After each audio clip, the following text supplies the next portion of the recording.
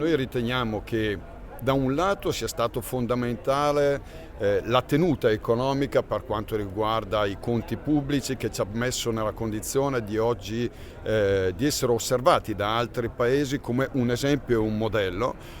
Soprattutto questo valore genera poi la possibilità di avere più risorse a disposizione nei prossimi anni in termini di nuovi investimenti e contestualmente di creare anche un meccanismo per il quale gli stessi istituti di credito compartecipino rispetto a quella che è la crescita dello sviluppo economico che può riguardare i settori produttivi. Fra questi sicuramente anche l'agricoltura e l'agroalimentare, per quello che dicevamo precedentemente. Oggi è uno dei primi settori per importanza in termini di valore prodotto all'interno dei nostri confini, ma è anche quello che caratterizza l'Europa, essendo la voce delle esportazioni dell'agroalimentare la più importante oggi fra i settori economici che riguarda proprio il contesto europeo nei confronti di altri paesi e di altri continenti. Quindi bene gli extra profitti, diciamo, delle banche. Bene il fatto che le banche partecipino, bene il fatto che ci sia un'attenzione sui settori produttivi.